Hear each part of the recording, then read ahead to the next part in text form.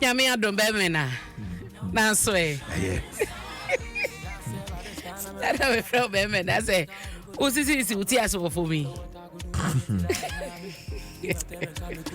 Okay. CJ. I shall bring you na onye na djuma. Enyum na obo no one of the few songs. Me hemfoni na that picture no so no. Eda makoma so. Hemfoni na that phone no so sorry. Okay. Who from in your? Oh, there be patcho there be. We dey enkwara ne dey na. So. We dey enkwara ne dey na ye dey check here how far. Matase. Na CJ, enkomo dey bebre na da bokata no e dey aba. Ye bebo so tel no asa eja ye nyina ye manura minim sa no pe wadi hu nkomo bebre no ade ko so e wo electoral commission ne filing of nomination forms are political parties obia so far enwotwe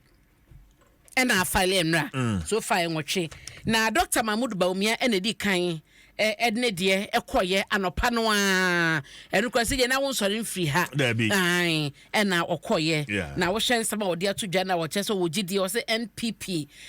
o gidi se NPP be din kudim wa fiwe mu na wo che Ghana for se ya Ghana for obi amompa ye magana na mpa no so ba no abobia ma electoral commission isan so madwuma na wo mo eye ne de critical position pa and wo mu gina no inti no da bokrata we ye ABC news waka ho asem no edan chen so a o mampane akufo na e che so tuma Ghana for so mo be clearing agent and as government official one say omedi omayi so anaso ono adwuma no Ghana for dan kasan hye do mo assess wono nsusuye no ene se ohunu ne se enipa bi de so wo hwemu 2016 2020 about 20 mu nyina name calling ne ade no ebi mo so ma dwe so mo person mo de bibia entwa yie na egu ne ho fi bata ne ho na so ade bia wo so na dwemu de keta se kankan ne proye wono na breso otumi ye ne famu de na wo so mo gina court no mo so mo bua konta na ye dwuma no eno ye focus da wo ye ABC de bokata no animu ne na CJ wonim se kane so afa no hwo man sika sam so ye wura setekpe na meno ekase wakobo ntoa wo me kwabenya empatem honom ama CJ okoye no the anchor de bokata ene de aba omo chese project bi amampani dada John Dramani Mahama Breso omo ye project no meni we kasa CJ besie ne bebre no aban ba ye wanwie de no ma wie nso a besie ne anya dwuma amanfa so amaso na dome kwabenya empotem won mo na yera setekpe ekwa so wachiro buku bi a enyo no mpo na achiro we no anya so tuom NDC constituency no na mene ekasei omo achiro sa enkrata no a Raf Apetogbo ono na watcho se for the records na yera setekwe kobonto a ewo hodmo enya so tuom constituency enya so tuom constituency no wo greater ka ha sei na project ni bi omo cheso mampani dada Mahama Breso wo mo sha se wo hodmo abesi na enya dwuma no since 2017 ya ban bai watwi nani de di kan Ablekuma Newtown Hospital no say ye kase no wo mo bai wo ma metwa so ma abandon sa project no no dan chen so abase market no so no o ma na kan sinsemu na no achi no wo mo si amanse agya na bia so de ma wo mo ni nyina no aban bai no wa ba abandon wo ho no ma chese amwa ye kura bebre na so de ye kase no nyina kan wram ya essay nya no nko a wo mo se Olebu community no omo chips compound honum no krampo de CJ omo wie ye nso nei besi ne chese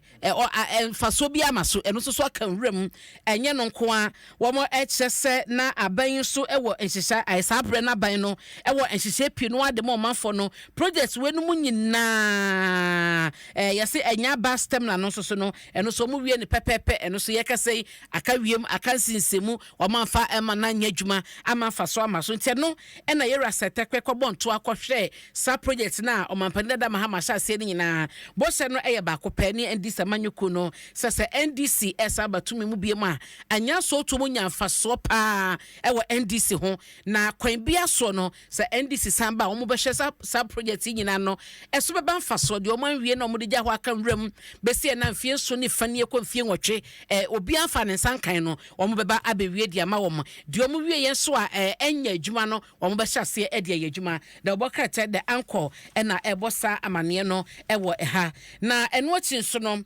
CJ yɛwura George Mekuduka ɛwɔ ha ɛna yɛ papa ayisi ya the minerals commissioner wɔn yɛ panyin oda ɔhwɛ ɛhɔ ntotoyɛ wɔn mu yɛ nofo ni ɛna ɛda ha yi na asama wɔsɔfo yi ɛka sɔfo bɛdi akyire yɛwura George Mekuduka ɛka no ɛne sɛ wɔn to nsa frɛ dodoɔ na so obiara fa na ho ɔde mmra ɛne ne nim deɛ mmra na ɔman no ɛmfa ɛmɔ yɛn nsuo no ɛho ban na asama wɔka no sɛ obiara ɔyɛ fomagu ɔtu fomagudeɛ na ɔwɔ ne nkrataa na ɔwɔ ne concession na adwuma na wɔyɛ ne yɛ ne kwan pa so na wɔyɛ no ɛnya deɛ yɛ aban ɛbɛba ne saa responsible small scale mining no nti obi anfa hyɛ na adwene mu sɛ wo a wonim sɛ woni nkrata woyɛ galamsi a wosɛ nsuo ɛsɛ nneɛma a ɛhyehyɛ wɔ ban ne ho mfa nya adwuma ne deɛ aban no ɛbɛtu so sa de ankɔ da bɔkrata ɛna ɛbɔ amaneɛ anɔpɛ yi na ABC nso mediawie ma memfa wɔ ɛnkɔ daily graphic mu na afe yɛnhwɛ deɛ wɔ ha yi so a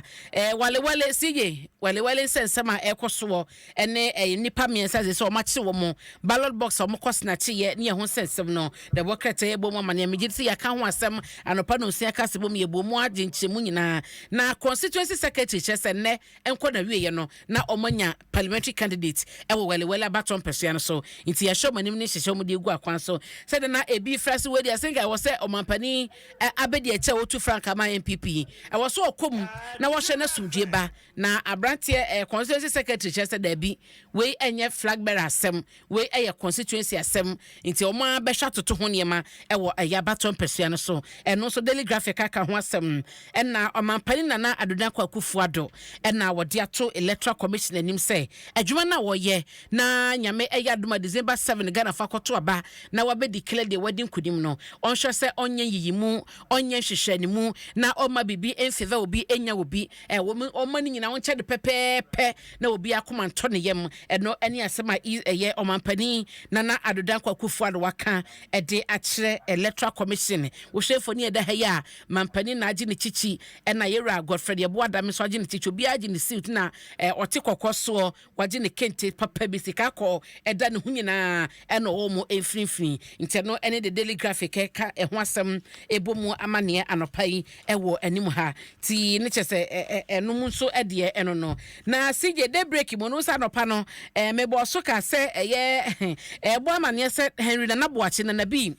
adwuma na wɔyɛ sɛ national organizer no ɔde no asi nkyɛn ɛna wɔte asim a kyerɛ sɛ sei no yɛwura Napodi campaign ɛna wɔdi akyire den na ɔkyerɛ sɛ ɔmanfo no to aba ma no sɛ ɔba mɛdi ne dwuma ɛsɛ ɛyɛ organizer na ɛsɛ ɔmo kyerɛ sɛ ɔyɛ director of operations ɛde ma Napo ne campaign team no at the expense of his national organizer na CJ hɔ no mente ase nti no sɛdeɛ bi a yɛwura Justin Frimpong Kodua ɛyɛ party adwuma ɛno na wɔhwɛ ɔmampani abedi akyire kɔ file ne nkrataa yi na Justin Kodua ka ho ɛne other executives nti no bi no person na bi ntin office nya na sɛ because so di na poacher ɔyɛ director of operations no